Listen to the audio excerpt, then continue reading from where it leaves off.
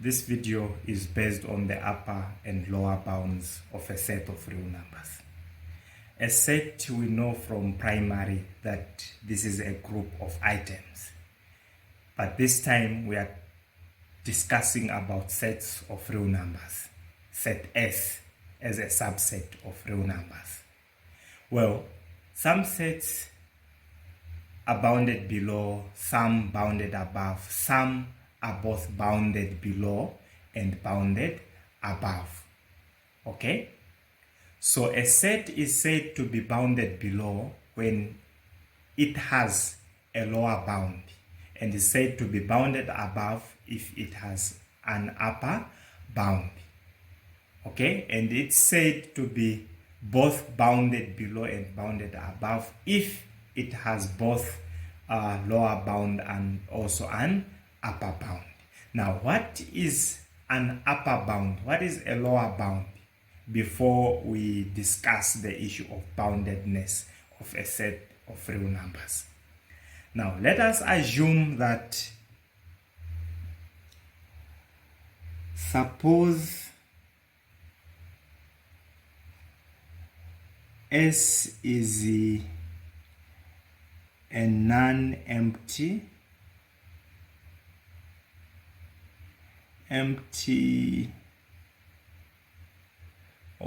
non-empty subset of R. Okay, what does that mean? It means that S is assumed to be a subset, a set of real numbers. Okay, a set of real numbers. And also we emphasize the point that set S is not empty. It is not an empty or a null set. Okay, there is something there, and the elements of that set are real numbers. So that is what we mean. Okay, now a number W, we can call it W, such that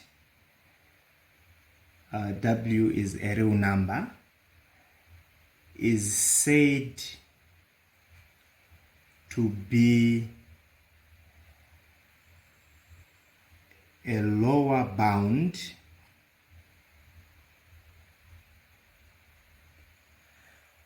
of set S if W is less than or equal to S, small s, for all small s in set S. Okay? Whereas the small s are the elements in the set S. Okay? Small s, an element, and capital S, the set itself.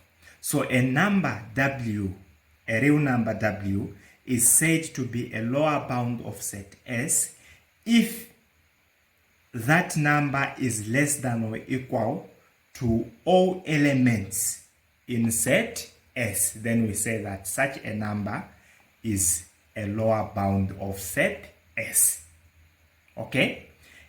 And given that set S is non-empty subset of R, then a number U, which is a real number, is said to be an upper bound of set S if all elements of set S are less than or equal to U. Okay? Now, what is being said here? So to sum up, or in other words, I am trying to say that a lower bound of a set, this should be a number which is less than the set. A number that is less or equal to all elements in the set. Okay? The least element of a set, that is a lower bound. Okay? At the other hand, the biggest or the greatest element of a set, that stands to be an upper bound of set S. Now let us have an example. Let us have set S being defined as -3, 0, 1, 3, 4. Okay, let us have set S being defined by -3, 0, 1, 3, 4. Now you will see that the first element is -3 and the last element of the set is +4.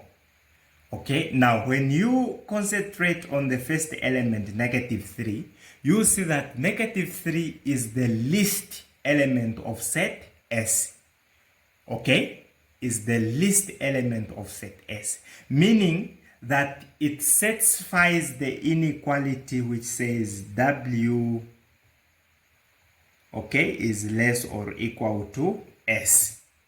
Okay, because we see that -3 is less than or equal to S for all S in set S. Okay, -3 is the smallest element of this set. So therefore, we say that -3 is the lower bound, okay? Is a lower bound of S. Okay, because it's everything in the set is greater than -3.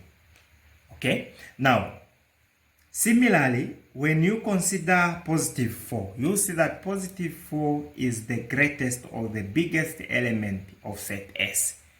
Okay, and therefore +4 satisfies the inequality which says small s is less than or equal to u, where u is an upper bound of set S. And we see that S indeed is less than or equal to +4 for all elements in set S. Okay, so therefore the 4 is the upper bound, whereas the -3 is the lower bound. Okay, so that is what we were defining earlier. Okay, now before we get we do real examples from exam papers, let us discuss the issue of boundedness. When is a set said to be bounded below? When is it said to be bounded above? And when is it said to be bounded? Okay, so we still assume that set S is a non-empty subset of R. And please, before you give the definition, you have to write this or to bring this assumption that set S should be non-empty and also should be a subset of real numbers before you give your definition. Okay, so this is why I wrote it first, to avoid the issue of repeating the same sentence over and over and over. Okay, but we bring that assumption before we define the term when S is bounded below. Okay, so let's assume that S is a non-empty subset of R. Now set S is said to be bounded below if there exists a number W such that W is less than or equal to S for all S in S. Okay, and that is to say W is less than or equal to set S. Okay, if there is a number which is less than a set or less than all elements in the set, then we say that that number is a lower bound, I mean we say that the set is bounded below, and that number is the lower bound of set S. Okay? And a set is said to be bounded above if there exists a number u, okay, such that S is less than or equal to u for all S in S. And that is to say the entire set is less than or equal to number u. Then we say that set S is bounded above if there is a number bigger than the set or bigger than all elements in the set. Then we say that the set is bounded above. Okay? Now, what are we trying to say here? For example, let us have set A and B. Okay? Such that set A is equal to x, where x is a real number, and we are told that x is less than or equal to 4. Okay? X is less than or equal to 4. Now you see that the guys from negative infinity all the way to 4 satisfies the inequality where x is less than or equal to positive 4. So the interval is negative infinity all the way to positive 4. Because it says less than or equal to, it means that 4 is included. Now when you look at this set, you'll see that it is bounded above by 4, but it's not bounded below, because the elements go all the way to negative infinity. And you cannot say that the lower bound is negative infinity, because negative infinity is not a real number, it's not a number. Okay? So you see that A is bounded above but not bounded below. Okay? Whereas B we are given that x is greater or equal to 0. So it's from 0, where 0 is included, all the way to positive infinity. Okay? Now you see that this set is bounded below by 0, but is not bounded above, because the set goes to positive infinity. Okay? You get what I'm saying? So set A is bounded above by 4, but not bounded below. Set B is bounded below by 0, but not bounded above. Okay? And also one thing that I want you to know is that you see, for example, set A, you see that 4 is an upper bound. Now you should also know that anything bigger than 4 is also an upper bound of set A. For example, 5. Okay, 5, 10, 100, 1000. Okay, so anything which is bigger than the set or bigger than the 4 is also an upper bound of set A. And these are what we call as almost upper bounds. Almost upper bounds. Okay? And also, we see that 0 is a lower bound of set B.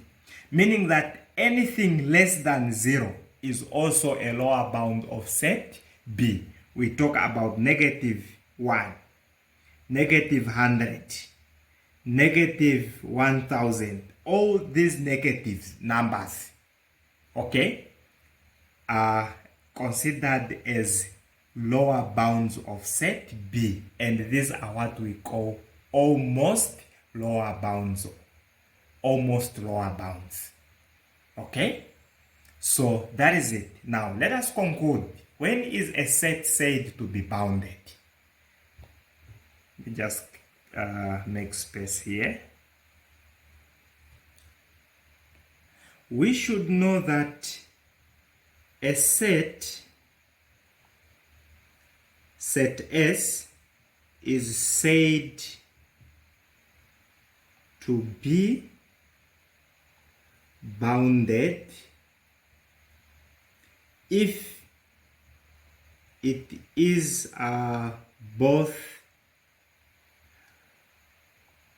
bounded below, okay, and bounded above. Okay, so when a set is bounded, is both bounded below and bounded above, then we conclude that such a set is bounded. If it's only bounded below, for example, or and not bounded above, then such a set is said to be unbounded. Okay, because a set can only be bounded if it is bounded below and bounded above. Okay, so those are the definitions, guys, on the issue of upper and lower bounds of set S. Okay, but before you state these definitions, please bring in an assumption which says set S is a non-empty subset of R, where R is a set of real numbers. Okay, so due to the length of the video, we are going to stop here in this video. And if you want to do some practice, solve some problems on finding the upper and the lower bounds of a set, please watch my next video, okay, on upper and lower bounds of the set. And don't forget to ring the bell, like the video, and share it with your friends. Thank you.